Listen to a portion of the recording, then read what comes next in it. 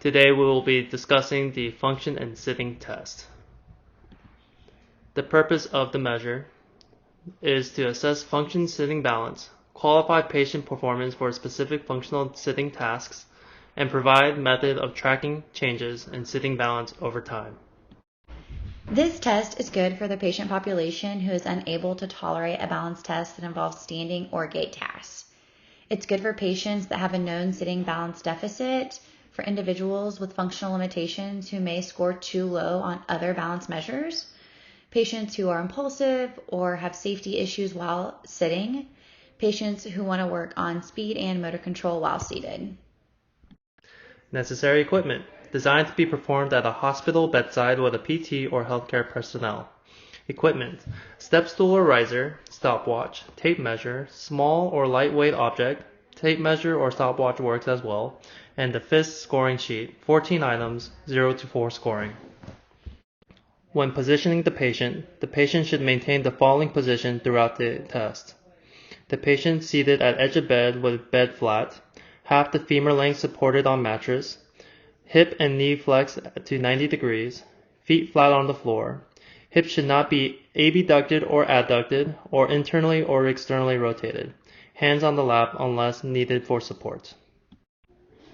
The procedure for this measure is to first explain to the patient what test you will be performing and its purpose. Be sure to include that the FIST tests balance in a seated position, that the therapist will be giving them light pushes to test for balance reaction, but will ensure they do not lose their balance. The patient should try not to use their hands, but can if they must, and that breaks are allowed. Have the patient sit at the edge of the bed with half of their upper leg supported. Ensure they are in neutral abduction, adduction, and rotation. Their hips and knees are flexed at 90 degrees. Feet are flat on the surface, and their hands are placed in their lap unless needed for additional support.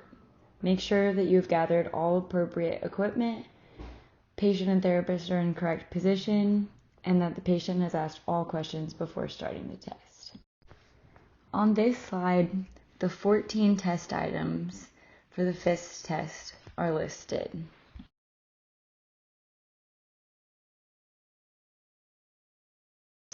For this test, the safety considerations are guarding the patient throughout and being aware of cognitive impairments or functional limitations. This study looked at a sample of individuals who were at least 18 years old and had been diagnosed with central nervous system neurological conditions that are currently stable or chronic. Each individual scored a 3, 4, or 5 on the modified Rankin scale as inclusion criteria. All of the participants were videotaped performing the FIST twice, one day apart, where the standard FIST protocol was used that was mentioned earlier in this presentation.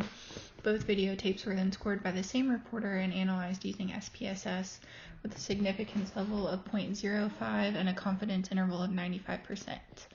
In terms of results, scores on the FIST range from 11 to 56, where 56 is the maximum possible score on the FIST assessment.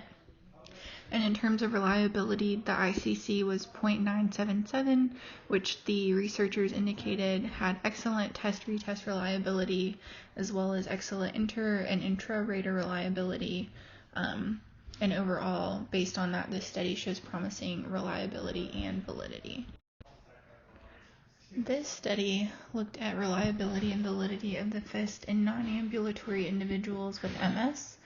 Again, the sample was comprised of individuals who were at least 18 years old, had a previous MS diagnosis, and used wheelchairs as their primary form of mobility. Trained researchers administered the FIST on a mat table per the positioning recommendations that were discussed earlier in this presentation. Each item was scored 0 to 4, and a posturography assessment was performed following the FIST. In terms of results, median performance score for the FIST is 50, and the sway area ranged from 3.7 to 383.3 millimeters squared. In terms of reliability, this study shows excellent internal consistency reliability as well as test-retest reliability, and the FIST correlated significantly with virtual time to contact but not seated postural sway, indicating validity. for the VTC, but not for sway area. Today we'll be demonstrating on how to do the FIS test. First, we will start with the first 3 steps out of 14. These are the anterior nudge, posterior nudge, and lateral nudge. For the anterior nudge, you will push the patient with light pressure at the sternum. For the posterior nudge, you will push between the scapular spines. For the lateral nudge, you will push on the dominant side at the acromion. These first 3 steps will be dispersed throughout the whole test. The 4th step is static sitting. The patient will sit with their hands in their lap for 30 seconds.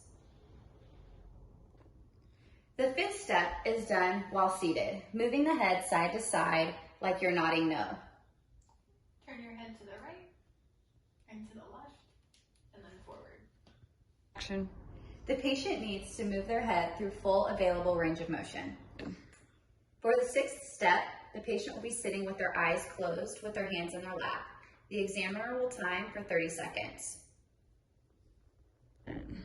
For the 7th step, the patient will be sitting with their hands in their lap and lifting their dominant foot for at least 2 repetitions, 1 inch off of the ground.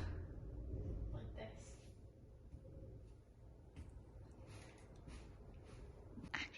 For the 8th step, the patient will turn and pick up an object from behind in their preferred direction. Place this behind you if you can just grab it with your dominant hand. Action. For the 9th step, the patient will reach forward with their uninvolved hand outreached at shoulder height. So you're going to keep your one hand on your leg and you're going to reach with your less painful or stronger arm and you're just going to reach up. Action. For the 10th step, the patient will do a lateral reach with their hand at shoulder height. And reach. Action. For the 11th step, the patient will pick an object up off of the floor. The examiner will place the object between the patient's feet at the level of first MTP joint.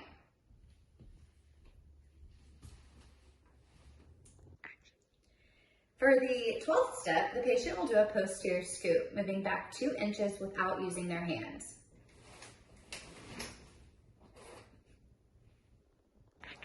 For the 13th step, the patient will do an anterior scoop, moving 2 inches without using their hands.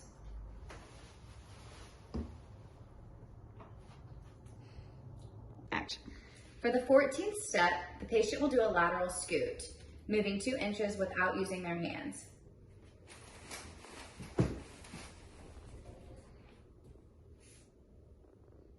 Team 16's impression of the function and sitting test. We give it a green thumbs up because of the high reliability, easy to administer, cost efficient, and time efficient. Thank you for listening.